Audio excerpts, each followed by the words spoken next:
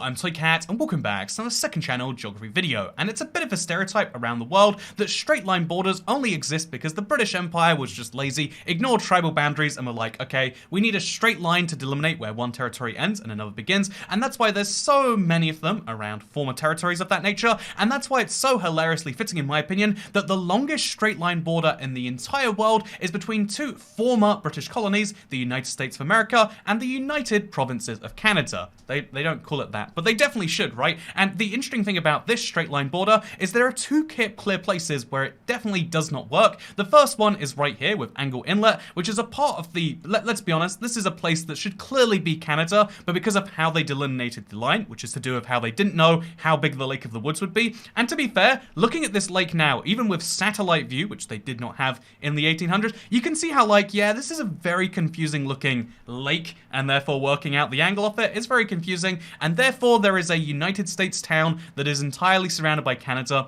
and to access basically everything, they have to go through Canada. Whole complex, interesting thing. But then if you follow the border all the way to the west, you can see that like, okay, even though there's a lot of people living on both sides, things do go very, very smoothly, and you know, somehow this border does work, despite clearly cutting off a lot of natural features. But then you go all the way west, and the second point where it breaks is right over here, where as you can see, this right here, this Vancouver Island, actually it kind of splits it off again, and this whole thing becomes part of Canada, even though clearly, if they're following the agreement of the 49th parallel, they should split it, and therefore some of this should be the United States. So here's the question, why is Vancouver Island not a part of the United States? Why is this border all messed up? And the short answer is because, well, this was already a colony. It was the British colony of Vancouver Island, the Crown Colony even, and although later it merged with British Columbia to be the United Colony of British Columbia, because whenever you unite things, you have to call them United.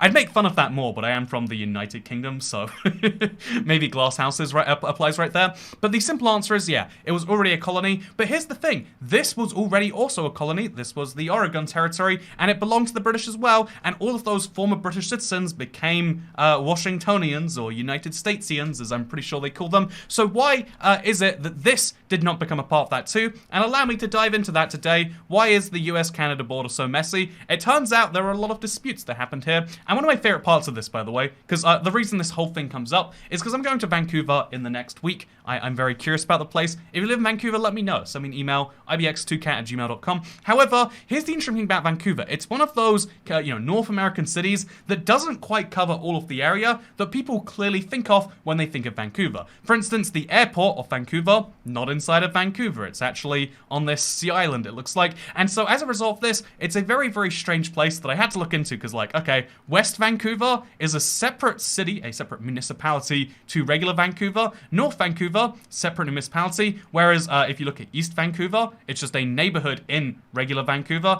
and South Vancouver is exactly the same. So confusing stuff when it comes to that alone, but it's more confusing that when you look at Vancouver on a map, you can see all of this. This whole area right here is not a part of it, even though it clearly looks like it should be. And so, okay, this is the UBC. It's the University of British Columbia. It's its own unincorporated territory, it looks like, called the University Endowment Lands, which is really, really confusing that exists by itself. But more confusingly is when you look into this and you see this map of how Vancouver looks. As you can see, the way they have divided the city area into like individual cities is so beyond confusing as an outsider. Like, okay, so Vancouver's this. Then there's North Vancouver. Then there's the North Vancouver District, West Vancouver. There's New Westminster, which is this little place right here.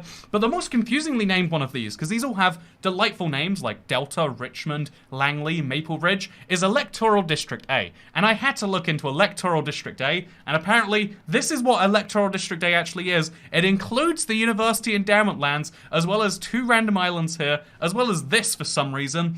This is Electoral District A, and if you look into it, most people who live in Electoral District A genuinely do not understand how the local government works there either. Next month there is a by-election in Metro Vancouver, blah, blah, blah, blah, but people running for Electoral A director have a tough time describing how the job works. Most people have no idea what it is. I didn't know what it was until recently, says a man running for the position You know, it's confusing stuff. So that's a fun little thing by itself. But yeah, basically, if you're looking into it, Vancouver is a confusing city, and one of the reasons it's so confusing, because this is Vancouver Island. Vancouver is not on Vancouver Island, it's just named after the same person. But the funny thing is, this is not the real Vancouver. If you want to find the real Vancouver, then you've actually got to go all the way south to what I mentioned previously used to be the United Kingdom. This is Fort Vancouver, named after Mr. George Vancouver, and this is the Vancouver that was originally meant to be, and it was actually described as the one habitable place west of the Continental Divide, and if you look at it, it looks very habitable. They've got a Thai restaurant, they've got a brewing feral public house. Wait, is that a feral public house? Let's look at that. As you can see, it is a very habitable place. It looks like a real place human beings would want to live, unlike Canada. Anyway, digs at Canada aside, you can see that this is the original Vancouver. And so, how is that? This map is how. This is the Oregon country. Again, this was originally claimed by the British, but the United States also said, yeah, we'll have that too. And you might think, how did it go 30 years without either of them really working it out? And the answer is no one lives there. The truth is that the United States and the UK really wanted a good relationship. You know, they said to themselves, hey guys, we're like two of the only countries in the world that are so united that we have united in our names. What if we could unite the states with the kingdom? And both sides are like, yeah, and we'll do that by ignoring our issues, just like any good couple does. And so when that eventually came to a head, and when people did start to settle there, this is the map they kind of came with. The British said, yeah, we'll have all the way down past Oregon. We want it all. And the Americans said, yeah, we want all of what is now Canada, again, past the Continental Divide. Everything to the east of there had been agreed upon, but to the east and west of the Continental Divide was where things got a little bit confusing. And so America elected a president, I think his name was James Polk, under the platform of, I'm going to take it all. I'm going to just go to war if I have to. I'm a crazy man. And he was like, I'm going to take it all. And then the British were like, hey, we don't need to take everything, but we kind of like most of the disputed claim here. And so they had a big fight over who this should belong to. And the end conclusion of it, in case you're curious to just skip a bunch of steps, is that America, because of the big, they had a strong negotiating hand of, hey, you guys are really busy doing other things and basically no one lives there and it's connected to us, so we take all of this and then you can have Vancouver Island. And that was the compromise. And when I first looked into this compromise, like, wait, so the UK got this little blob here, and America got this, not to mention all of what is now a much more useful area. And the simple answer would be like, oh yeah, because Victoria is actually, if I'm not mistaken, one of the largest islands by population in Canada, and indeed one of the bigger ones for the world. It's like nearly a million people live there. In fact, the only reason that there's a bigger island in Canada is because Montreal is technically an island, which is a fact that I know because everyone's like, ooh, I live on the island, but also it just feels incorrect, right? Like, is this really an island? It is. It's surrounded by water on all sides, but can you really call Montreal an island given how close it is to other things? It's just like, there's a difference, right? There's a bit of a key difference between being like 4 hours from civilization versus being a 10-minute bike ride. But whatever. Victoria is part of Vancouver Island, and it was a good trade because Victoria is very, very populated, whereas if you look at a map of the population, like even now, all of this internal territory that they lost in exchange basically has no one there. The Washington area is the Seattle area. The Seattle metropolitan area is basically the only thing in Washington where people really live. I know that's not fully true, that like, oh yeah, people live in Royal City, Toy Cat. There's like 7 of them over there. I don't know why I have to do that American accent every time. But like, the reality is the major populated area is right here. And that's because basically no one lived here 150 years ago. And so people group into big areas like this. And why do they conclude over here? Because it's by the sea. And the biggest benefit you have being on the west coast of an otherwise underpopulated continent is having access to trade, etc. And so that's why Seattle's so big. That's why Victoria's so big. That is why Vancouver is so big. And that's why when you look at the rest of this area, it's like, oh, so no one lives there. Literally no one. Basically no one, admittedly some people, but yeah, that's the simple explanation. It's because you live on the sea, so you can do some trading. Trading is important, as it turns out. Boom, I've solved the mystery. That's why Victoria was worth it, because it's all, if you look, it's an island, it's all port, it's all got access to the sea. And although that hasn't really panned out for them in terms of actually having a ton of people live here, because this is, as you can see, Port Renfrew, named after, if I'm not mistaken, by the way, Renfrew in Glasgow. I think it's Renfrewshire is maybe the county that Glasgow is in, or it's next to you know, there we go, here is Renfrew. Wow, it looks just like Renfrew, Canada, except this one has a co-op. You know, I'm not going to do another video talking about co-ops. I'm just saying, if you want to see what our co-ops look like, I didn't show you last time, and it's very disappointing. It's very nice. This is the Renfrew co-op, whereas this, I really hope Renfrew has a co-op now. Whereas, as you can see, Renfrew in Canada, Port Renfrew in Canada, does in fact not have a co-op. They have a pub though, so that's true enough to point if we're talking about Glasgow. Anyway, so as you can see, that is Vancouver Island. It is a big island. It's full of sea. At the time, that was valuable. For most of history, that's been valuable. And there's a lot of people living there, so it's good, and we're done. However, things got a bit more confusing when you dive into it more. Because ignoring the fact that, of course, we can bring up the War of the Pig, right? The Pig War, even. They're like, actually, so the border dispute wasn't immediately settled. They actually had another border dispute, which actually genuinely did come down to a pig. It's one of the funniest things in my opinion, but like, yeah. So there was a man who had a pig, and then the pig was ruining the man's garden, and so the man just shot the pig and killed it, and the pig was owned by a man who was employed by Canada, and it caused a war, basically, because of a pig. It's hilarious stuff, and fortunately, the war was resolved, and the border, which was decided to be halfway between Vancouver Island and the mainland, was kind of given a little bit more in the United States' favor, which is why this is a thing, because of the same old line of like, hey, you guys want to be friends with us? We know you're busy in Europe. Just give us some islands and we'll be fine.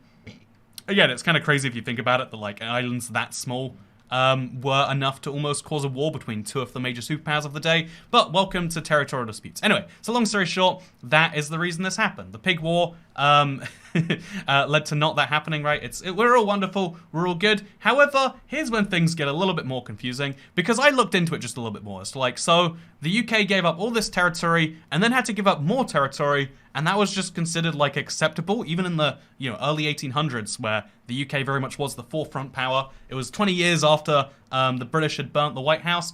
However, things get a little bit more confusing when you actually look into Victoria's historic population. Victoria is the capital of not only this island, but also of British Columbia as a whole. And Victoria is a settlement which was only created because of the upcoming agreement that they were going to, in fact, this whole city only existed because they considered that in the territorial dispute, it was very likely that Vancouver Island would go to the British, which means that the British took this island in exchange for, in exchange for losing all of this now very valuable stuff, and it just seems like a bad trade. And so long story short, why does the border look like this? Because the British are bad negotiators and are too busy focusing on the other side of the world, which, fun fact, if you are Canadian, you should be outraged. If you're a British Columbian, all of this territory that is now named after, as you can see, apparently a United States presidentian, as you can see. This is